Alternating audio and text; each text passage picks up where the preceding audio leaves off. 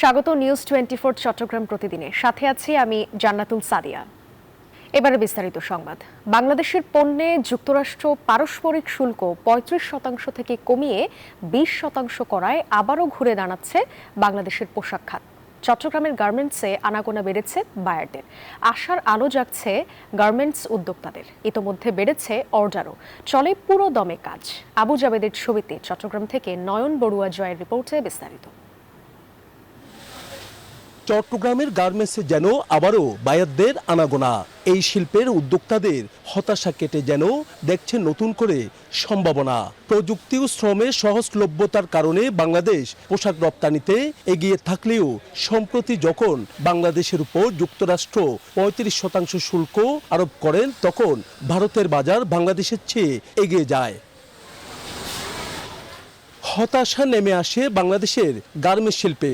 তবে বাংলাদেশের পণ্যে যুক্তরাষ্ট্র পারস্পরিক শুল্ক ৩৫% থেকে কমিয়ে ২০% করায় আবারও ঘুরে দাঁড়াচ্ছে বাংলাদেশের পোশাক খাত। 20% যেটা করা হয়েছে সেটাও একটা বেশি, বাট আমাদের প্রতিদ্বন্দ্বী যে দেশগুলি আছে তাদের সাথে আমাদের সমান সমান এখন অনেকটা, সুতরাং এখানে লেভেল প্লেইং ফিল্ড অনেকটা হয়ে গেছে। সুতরাং এখন আমরা কিছুটা সংখ্যামুক্ত। বিজিএমইএ নেতারা বলছেন, অন্তর্বর্তীকালীন সরকারের নানা চেষ্টার কারণে আবারও ঘুরে দাঁড়াচ্ছে বাংলাদেশের পোশাক খাত, আনাগোনা বেড়েছে বায়াতদের। আমাদের সরকার যেভাবে হোক একটা ভালো নেগোসিয়েশন করে আমাদের সেক্টরের জন্য হোক, দেশের জন্য একটা ভালো একটা সুবিধাজনক স্থানে এনেছে। এই দিকে বায়াতদের আনাগোনা বাড়ায় বেড়েছে ব্যস্ততা, পুরোদমে চলছে পোশাক তৈরির কাজ। মজুরি নিয়ে অনিশ্চয়তা কেটেছে শ্রমিকদের। আমাদের হাতের তৈরি পোশাকগুলো বিদেশে যাচ্ছে, আমাদের অনেক ভালো লাগতেছে। এখন আগে থেকে একটু কাজ আছে, চাপটা একটু বাড়তেছে আস্তে আস্তে। যুক্তরাষ্ট্রে বাংলাদেশের মোট রপ্তানি আয়ের প্রায় 90% আসে তৈরি পোশাক খাত থেকে। 2023-24 অর্থ বছরে যুক্তরাষ্ট্রে মোট $7.59 বিলিয়ন রপ্তানি আয়ের মধ্যে $7.43 বিলিয়ন এসেছে তৈরি পোশাক খাত থেকে। ফলে তৈরি পোশাক রপ্তানি হঠাৎ ব্যাহত হলে এর প্রভাব পড়ে পুরো অর্থনীতিতে। নয়ন বড়ুয়া জয়, নিউজ 24, চট্টগ্রাম। কক্সবাজারের রামুতে ট্রেনের ধাক্কায় চালকসহ অটোরিকশার 4 যাত্রী নিহত হয়েছেন। শনিবার দুপুরে কক্সবাজার শহরের বাইপাস সড়ক এলাকার রেল ক্রসিংয়ে এই দুর্ঘটনা ঘটে। প্রত্যক্ষদর্শীরা জানান, সিএনজি চালিত অটোরিকশাটি রেল ক্রসিং অতিক্রম করছিল। এ সময় দ্রুত গতিতে আসা ট্রেনটি সিএনজিটিকে ধাক্কা দিলে সেটি দুমড়ে মুচড়ে যায়। এতে ঘটনাস্থলে অটোরিকশার 4 যাত্রী নিহত হন। খবর পেয়ে দ্রুত ঘটনাস্থলে পৌঁছায় কক্সবাজার ফায়ার সার্ভিস এবং রামু থানা পুলিশ। মরদেহগুলো উদ্ধার করে ময়নাতদন্তের জন্য কক্সবাজার সদর হাসপাতালের মর্গে পাঠানো হয়েছে।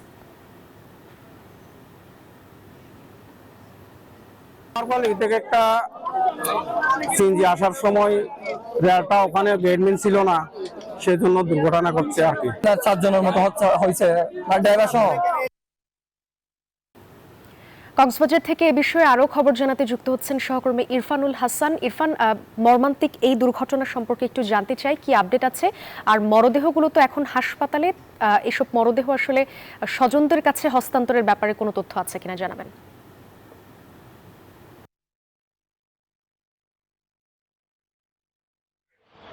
জি, কক্সবাজারে যে মর্মান্তিক রেলের সাথে যে দুর্ঘটনা সংঘটিত হয়েছে, এখানে একেবারে ঘটনাস্থলে 4 জনের মৃত্যু হয়েছে। মূলত প্রথমে জানিয়ে রাখতে চাই যে রেলে 2 জন বোন ছিল এবং 1 জন বাচ্চা ছিল এবং সিএনজি ড্রাইভার ছিল। তারা 3 জনে একটি বিয়ে বাড়ি থেকে আসছিলেন। সেখানে বিয়ে বাড়ি থেকে আসার পথে একটি রেলের সাথে আসলে সেই সিএনজি সংঘর্ষ হয় এবং বেশ কিছুক্ষণ ধরে রেলে সেই সিএনজিকে নিয়ে বেশ কিছু দূর যাওয়ার পরে মূলত তার মৃত্যু হয়েছে। যে কয়েকজন মারা গিয়েছে তাদের মৃত্যু হয়েছে। তবে কক্সবাজারে যে দুর্ঘটনা, রেল দুর্ঘটনা, এটি বেশ একেবারে রেলপথ চালু হওয়ার পর থেকেই হয়ে আসছে। শুরু থেকে আসলে আওয়াজ হচ্ছে যে গেটম্যান দেওয়ার বিষয়টি, সেটি এখন পর্যন্ত কক্সবাজারের কোনো জায়গায় গেটম্যান দেওয়া হয়নি, যার কারণে এই ধরনের দুর্ঘটনাগুলো ঘটছে। এ পর্যন্ত যে সমস্ত রেলের দুর্ঘটনা ঘটেছে, কাটাপথে মানুষের মৃত্যু হয়েছে, সেখানে আজকের দুর্ঘটনার খবরটি সবচেয়ে মর্মান্তিক দুর্ঘটনা এবং সবচেয়ে বেশি মানুষের প্রাণহানি একই সাথে হয়েছে। এ নিয়ে কক্সবাজার ইতিমধ্যে আওয়াজ উঠেছে যে রেলের যে সড়ক পারাপারের যে পথ রয়েছে, সেখানে নিঃসন্দেহে গেটম্যান দেওয়ার জন্য ইতিমধ্যে জোর দাবি উঠেছে। তবে আরেকটি বিষয় জানিয়ে রাখতে চাই যে 4 জনের মৃত্যুর খবর পুলিশ আমাদেরকে নিশ্চিত করেছে। সেখানে 2 জন বোন এবং 1 বোনের বাচ্চা, সেখানে পুলিশ আমাদেরকে এই বিষয়টি নিশ্চিত করেছে। সিএনজির যে ড্রাইভার ছিল তিনিও সেখানে ঘটনাস্থলে মৃত্যুবরণ করেছেন এবং 2 বোনের মধ্যে 2 বোনই মৃত্যুবরণ করেছে এবং তাদের একজন বাচ্চা সহ টোটাল 4 জনের মৃত্যুর খবর আমাদেরকে পুলিশ নিশ্চিত জানিয়েছে। তবে আমরা একটু আগে পুলিশের সাথে কথা বলেছি, আমাদের যে তথ্যটি জানিয়েছেন এই মুহূর্তে আইনি যে প্রক্রিয়া রয়েছে সেই প্রক্রিয়া চলছে এবং এই প্রক্রিয়া শেষ হলে রামু থেকে কক্সবাজার সদর হাসপাতালের এই মর্গে কিছুক্ষণের মধ্যে সেই লাশগুলো নিয়ে আসা হবে এবং আমাদেরকে জানিয়েছে ইতিমধ্যে লাশ নিয়ে আসার জন্য যে প্রস্তুতি সেটি এখন চলছে এবং কিছুক্ষণের মধ্যে লাশ এখানে নিয়ে আসবে। ইতিমধ্যে আমরা দেখতে পেয়েছি কিছুক্ষণ আগে এখানে অনেকের স্বজনদের ভিড় আমরা লক্ষ্য করেছি এবং তাদের মাঝে বেশ আসলে প্রতিবাদের সুর উঠছে। কক্সবাজারের যে রেলপথ হওয়ার পরে মানুষের যে আনন্দ উচ্ছ্বাস হয়েছে সেটি আসলে একেবারে মোটামুটি বলা যায় যে একেবারে একটি বিভীষিকাময় মুহূর্ত আজকে কক্সবাজারের মানুষ দেখেছে এবং একসাথে এত মানুষের মৃত্যুর পর আসলে পুরো কক্সবাজার জুড়ে এখন একটাই আওয়াজ হচ্ছে যে কক্সবাজারের রেলপথ নিরাপদ করা হোক। সেই আওয়াজটি ইতিমধ্যে কক্সবাজার জুড়ে বেশ সরব হয়েছে। এই ছিল কক্সবাজারের রেল দুর্ঘটনায় যে 4 জনের মৃত্যু হচ্ছে সেই মৃত্যুর সর্বশেষ খবরাখবর। ফিরে যাচ্ছে স্টুডিওতে। ইরফান, ধন্যবাদ আপনাকে। কক্সবাজার থেকে যুক্ত হয়েছিলেন সহকর্মী ইরফানুল হাসান। পার্বত্য অঞ্চলের বন উজাড়ের কারণে কর্ণফুলী পেপার মিল চালু করা সম্ভব হচ্ছে না বলে মন্তব্য করেছেন পার্বত্য চট্টগ্রাম বিষয়ক উপদেষ্টা সুপ্রদীপ চাকমা। শনিবার সকালে রাঙ্গামাটি জেলা প্রশাসক ও বন বিভাগের উদ্যোগে বৃক্ষরোপণ অভিযান ও বৃক্ষ মেলান উদ্বোধন অনুষ্ঠানে এই মন্তব্য করেন তিনি। আরও বলেন, কাপ্তায় কর্ণফুলী পেপার মিল চালু হলে কর্মসংস্থান বাড়বে, তবে কাঁচামাল ছাড়া মিল চালু করা সম্ভব নয় বলেও শঙ্কা প্রকাশ করেন তিনি। তাই পার্বত্য অঞ্চলের 26,000 একর সংরক্ষিত বনাঞ্চল রক্ষা করতে সবাইকে ঐক্যবদ্ধ হওয়ার আহ্বান জানান তিনি।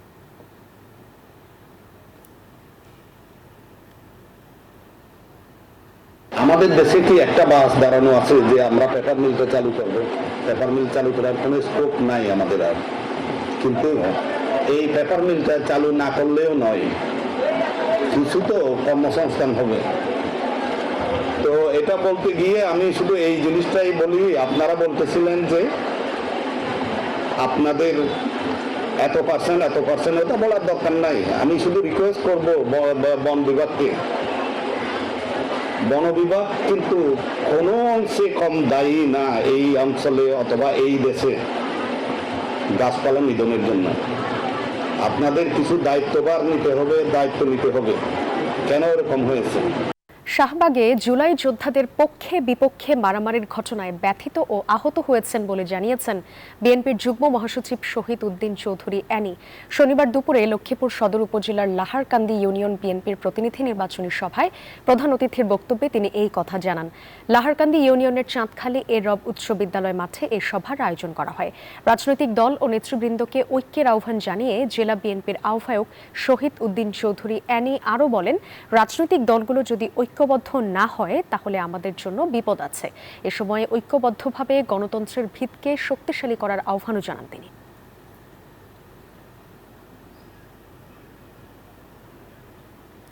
অবিলম্বে নির্বাচনের তারিখ ঘোষণা করার আহ্বান জানিয়েছেন কেন্দ্রীয় বিএনপির অর্থনীতি বিষয়ক সম্পাদক ও ব্রাহ্মণবাড়িয়া জেলা বিএনপির সভাপতি ইঞ্জিনিয়ার খালেদ হোসেন মাহবুব শ্যামল। শনিবার দুপুরে ব্রাহ্মণবাড়িয়া জেলা শিল্পকলা একাডেমির মিলনায়তনে সাংবাদিক ইউনিয়নের আয়োজিত ছাত্র জনতার গণ অভ্যুত্থানে শহীদদের স্মরণে আলোচনা সভা ও দোয়া মাহফিলে তিনি এসব কথা বলেন। এ সময় জাতীয় প্রেস ক্লাবের সাবেক সাধারণ সম্পাদক ও দৈনিক আমার দেশের নির্বাহী সম্পাদক সৈয়দ আবদাল আহমেদ, ঢাকার সাংবাদিক ইউনিয়নের সাধারণ সম্পাদক ও দৈনিক যায় যায় দিনের নির্বাহী সম্পাদক খুরশিদ আলম সহ অনেকেই উপস্থিত ছিলেন।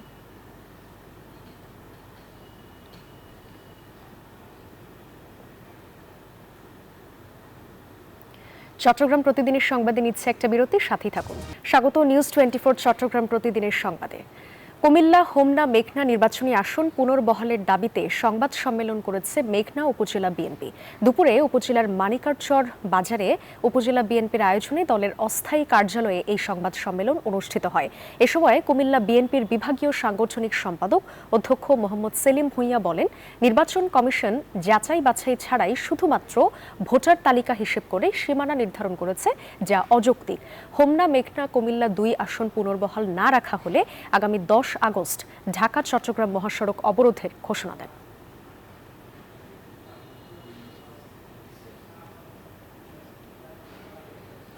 চট্টগ্রাম উত্তর বন বিভাগ ও জেলা প্রশাসনের আয়োজনে চট্টগ্রামের লালদিঘি মাঠে 15 দিনব্যাপী বৃক্ষ মেলা ও বৃক্ষরোপণ অভিযান, এতে দর্শনার্থীদের সমাগম বেড়েছে। সেখানে আছেন আমাদের সহকর্মী নয়ন বড়ুয়া। জয়, আয়োজনে আজকে কততম দিন? আগত দর্শনার্থীরা কি বলছেন, কেমন দেখছেন আয়োজন, জানাবেন।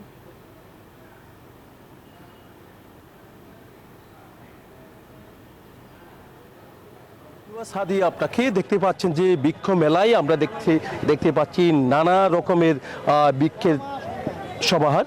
তো এখানে বৃক্ষের চারার জন্য সবাই ঘুরপাক খাচ্ছেন। যারা বৃক্ষপ্রেমী আছেন তাদের কিন্তু ভিড় কিন্তু অনেক বেড়ে গেছে, যেহেতু আজকে 6ষ্ঠ দিন চলছে মেলার, 15 দিন চলবে এই মেলা। এই মেলায় নানা রকমের এখানে নানা প্রজাতির বৃক্ষ রয়েছে। তো এখানে ফলজ থেকে শুরু করে বিভিন্ন রকমের বৃক্ষ আমরা দেখতে পাচ্ছি। তবে এখানে যারা এসেছে, যারা বৃক্ষপ্রেমী, সবার হাতে কিন্তু আমরা দেখতে পাচ্ছি বৃক্ষের চারা কিন্তু দেখতে পাচ্ছি। এখানে বিভিন্ন নার্সারি কিন্তু এসেছেন, তাদের চারা নিয়ে কিন্তু এখানে ছুটে এসেছেন। আমরা আপনার সাথে একটু কথা বলতে চাচ্ছি, কেমন লাগছে যে বৃক্ষ মেলা এসেছে? অনেক ভালো লাগতেছে। অনেক, আমি এখানে ওই আপনার বাগান বিলাস দেখছি, তারপর হচ্ছে যে আপনার ওই মাধবীলতা, যেটা বাড়ির আশেপাশে দিয়ে অনেক ভালো লাগে। আর এখানে আসছে একটু শান্তির জন্য, অক্সিজেন পাওয়ার জন্য। অনেক গাছ এখানে, দাম মোটামুটি রিজনেবল আছে, ভালো আছে। হ্যাঁ, অনেক পছন্দ আছে। নিচে আমি অনেকগুলো নিচে রাখছি এখানে। আমরা একটু ঘুরে দেখানোর চেষ্টা করছি। দেখতে পাচ্ছেন এখানে রাত 9টা পর্যন্ত এই মেলাটি চলে। সকাল 9টা থেকে শুরু হয়। উত্তর বন বিভাগের আয়োজনে এই মেলাটি চলছে। তবে চট্টগ্রামের ডিসি হিল বা সিআরবিতে কিন্তু এই মেলাটি হতো। তবে আমরা দেখতে পাচ্ছি এবার লালদিঘি মাঠে বিশাল করে কিন্তু এই মেলার আয়োজন করেছেন তারা। তবে এখানে যারা বৃক্ষপ্রেমী এসেছেন তারা ছুটে এসেছেন বিভিন্ন জায়গায়, কেউ ছাদে বাগান করে, আবার কেউ জায়গা থাকলে সেখানেই করে। তবে বিভিন্ন জায়গা থেকে, প্রত্যন্ত অঞ্চল থেকে তারা ছুটে এসেছেন। তাদের এখানে যারা নার্সারির দায়িত্বরত আছেন তারাও যেমন জানিয়েছেন যেভাবে তারা মেলায় এসেছেন, যে আশা নিয়ে এসেছেন, সেই আশা তারা পূরণ হচ্ছে। সবার আগ্রহ অনেক বেড়েছে বলে মনে করছেন। আপনি তো নার্সারির লোক, তো কি কি চারা আছে আপনাদের? জয়, ধন্যবাদ আপনাকে। চট্টগ্রাম থেকে যুক্ত হয়েছিলেন সহকর্মী নয়ন বড়ুয়া। জয়। চট্টগ্রামে জুলাইয়ের মায়েরা বিষয়ক আলোচনা সভা ও চলচ্চিত্র প্রদর্শনী অনুষ্ঠিত হয়েছে। চট্টগ্রাম সার্কিট হাউস সম্মেলন কক্ষে এ প্রদর্শনীর আয়োজন করা হয়। এ সময় চট্টগ্রাম বিভাগীয় কমিশনার জিয়া উদ্দিন বলেন, জুলাই আগস্টের গণ অভ্যুত্থানে যাদের প্রাণের বিনিময়ে নতুন বাংলাদেশের সূচনা হয়েছে, তাদের পরিবার যেন কোনোভাবেই অবহেলিত না হয়, সেদিকে প্রশাসনের নজর রয়েছে। জুলাই শহীদদের স্মৃতি ধরে রাখতে রয়েছে নানা উদ্যোগের কথাও জানান চট্টগ্রাম জেলা প্রশাসক ফরিদা খানম।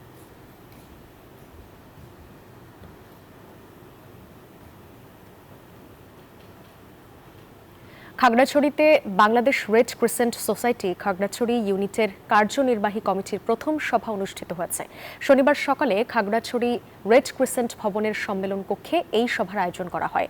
সভায় কার্যনির্বাহী কমিটি গঠনের 90 দিনের মধ্যে নির্বাচন, নতুন সদস্য সংগ্রহ, দুর্যোগ মোকাবেলায় করণীয়, অসহায় মানুষের সেবা করা সহ বিভিন্ন বিষয়ে আলোচনা হয়।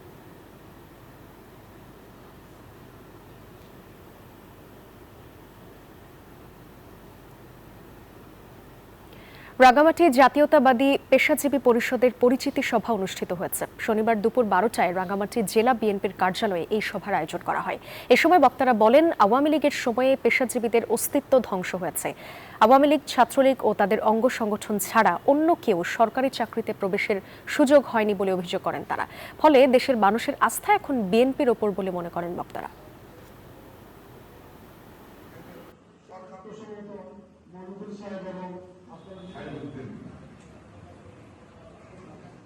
ভালো কাজ করবে।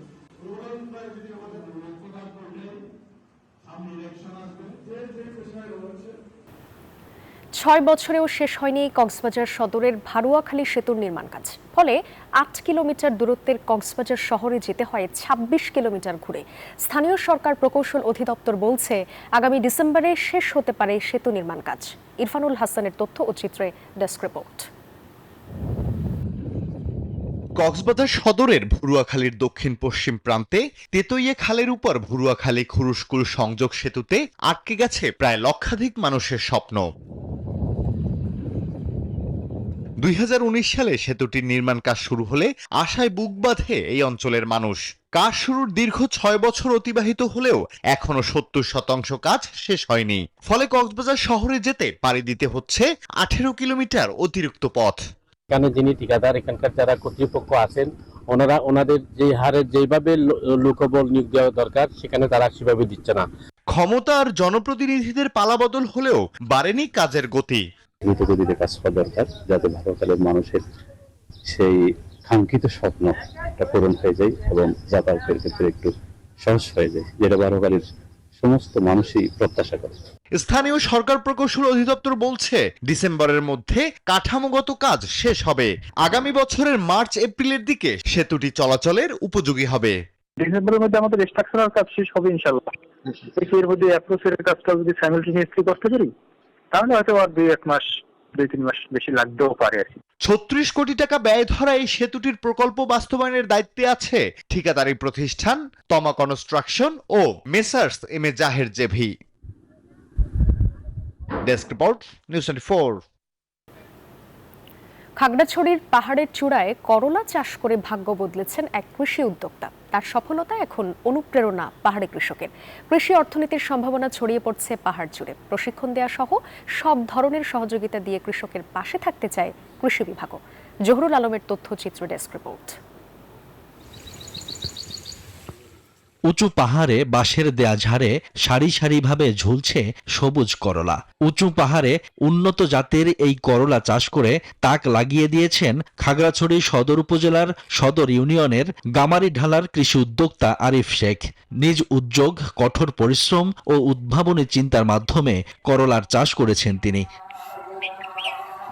প্রথমে অল্প পরিসরে করলা চাষাবাদ করে সফলতা পান আরিফ।